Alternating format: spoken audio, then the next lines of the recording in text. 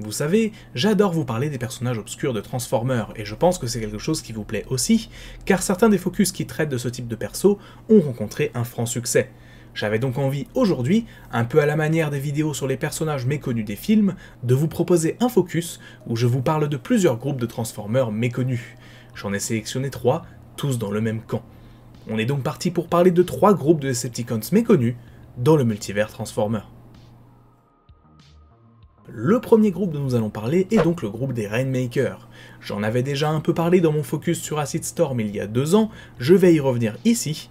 Les Rainmakers sont un groupe de 3 Seekers apparus pour la première fois dans la série G1, le temps de quelques secondes durant un épisode, faisant pleuvoir une pluie d'acide sur Cybertron. Ce groupe, sous les ordres de Shockwave, est donc composé d'Acid Storm, le membre le plus connu, Ion Storm, puis Nova Storm, arborant chacun des couleurs fort charmantes. Si Acid Storm a connu quelques apparitions en solo dans les années 2000, le groupe en lui-même n'est revenu sur le devant de la scène que très récemment, et pas de n'importe laquelle des manières. En effet, ils apparaissent dans les nouveaux comics à IDW publiés depuis 2019, dans lesquels ils font partie des troupes d'élite de Megatron. Les Rainmakers sont ici des soldats expérimentés, ayant déjà combattu dans des guerres par le passé, et possédant des pouvoirs, possibilité de projeter de l'acide pour Acid Storm, pouvoir électrique pour Ion Storm, etc. Ils participèrent à l'attaque du Sénat orchestrée par Megatron, s'assurant qu'aucun sénateur ne puisse s'échapper. Lorsqu'ils apprennent que Sentinel Prime était parvenu à s'enfuir, ils se lancèrent aussitôt à sa poursuite. Ion Storm se jeta sur lui depuis les airs et parvint à le faire s'écraser au sol. Acid Storm, quant à lui, l'attaqua avec une pluie d'acide, et Nova Storm lui fonça dessus à pleine puissance en mode alternatif, tranchant le Prime en deux et le tuant par la même occasion. Oui, dans cette continuité, les Rainmakers ont tué Sentinel Prime, asseyant ainsi leur statut d'importance au sein de leur rang. En dehors de cette apparition assez notable, les Rainmakers sont également apparus très brièvement dans la série War for Cybertron Siege sur Netflix, davantage pour le background qu'autre chose. Enfin, pour finir sur une touche plus rigolote on va dire, ils apparaissent également dans les comics crossover entre Transformers et My Little Pony. Car oui, cette chose existe. Le deuxième groupe que je vais évoquer avec vous est un groupe qui m'a été pas mal demandé en sujet de focus, mais honnêtement, je ne me serais jamais vu faire une vidéo entière dessus. Il s'agit des Dreads des films de Michael Bay. Les Dreads sont un groupe de Decepticons apparaissant à partir de Transformers Dark of the Moon jusqu'à The Last Night. On ne sait pas exactement combien ils sont, ou même si ce sont des drones ou de réels personnages, mais en tout cas une chose est sûre, lorsqu'ils ont un objectif, ils ne le lâchent jamais. Dans le troisième film, ils se lancent à la poursuite de Sentinel Prime et des Autobots sur l'autoroute, et opposent par la suite une bonne résistance à Ironhide et Sideswipe, avant de trouver la mort. Decepticon punk. Plus tard, on reverra 2 de leurs membres dans le 5e film. Même si on ne sait pas combien ils sont, voici donc une petite liste des Dreads connus dans les films. Crankcase, Crowbar et Hatchet, les 3 apparus dans Dark of the Moon, et ensuite Dreadbot et Berserker de The Last Night. Leur design, enfin surtout celui de Crankcase qui sera repris par Berserker, est basé sur un Predator, d'où justement à ce côté chasseur qu'on a voulu donner au personnage. Si 3 d'entre eux, enfin même 4 avec Berserker a priori, se transforment en 4x4 de police Chevrolet, ils peuvent également avoir d'autres formes alternatives, comme Dreadbot, qui lui se transforme en petit van. D'autres Dreads servent également de soldats génériques dans le jeu vidéo de Transformers Dark of the Moon, mais en dehors de ça, on n'a pas plus de lore sur ces personnages, ce sont juste des troupes d'élite des Decepticons, sans trop de personnalité.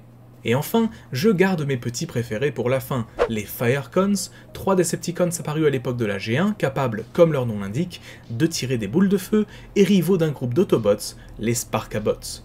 Se transformant en espèces de monstres bizarres, mi-dinosaures, mi-oiseaux, des espèces de chimères chelous, le groupe consiste donc en 3 membres, Cinderzor, Flamepheather et Sparkstalker, qui agit plus ou moins en tant que leader, tant les 2 autres membres n'arrivent pas à tenir en place et sont, disons-le, assez idiots.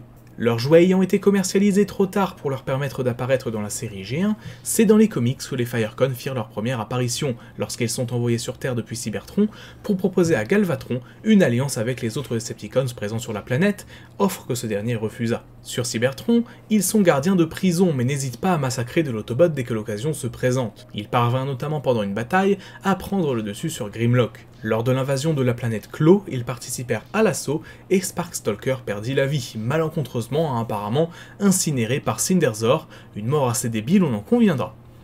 Le groupe réapparaît ensuite dans les années 2000 dans les comics Timelines de chez Fun Publication, où ils servent de sujet d'expérience pour un nouveau type d'énergon, pouvant potentiellement avoir de désastreux effets secondaires, mais rendant plus puissant. Ils furent tous mutés par cet énergon, en particulier Cinderzor, qui, contrairement aux deux autres, l'ingéra directement au lieu de se le faire injecter, ce qui eut pour effet de le faire muter encore plus profondément, jusqu'à carrément le faire changer de forme. Enfin, plus récemment, dans les comics IDW de 2005, les Firecon se sont présentés comme un groupe de Decepticons possédant naturellement le pouvoir de cracher du feu. Ayant affronté les Rockers et les Dinobots par le passé, ils furent également des sujets d'expérimentation pour leur camp, les Decepticons cherchant à exploiter leur pouvoir et à le reproduire pour le donner à d'autres soldats. Après avoir été capturés sur Terre puis être retournés sur Cybertron après la fin de la guerre, ils furent suspectés d'assassinat sur plusieurs Autobots et Decepticons ayant été tués par une arme de feu. Ils furent cependant rapidement innocentés, car ce seraient bien les derniers Cybertroniens à utiliser une arme de ce genre pour perpétrer un assassinat. Après que Menazor ait attaqué la planète colonique Caminus, Sparkstalker s'est porté volontaire afin de participer à l'effort de reconstruction. Son altruisme attire l'attention de Lightbright, une City Speaker avec qui il va commencer à bien s'entendre, au point de développer des sentiments pour elle, sentiments qui sont réciproques. Les deux finirent par s'unir officiellement via un Conjux Endura, l'équivalent d'un mariage pour les Transformers. Rainmaker, Dreads et Firecon, voilà là 3 groupes sacrément obscurs et secondaires, et qui pourtant méritent notre attention.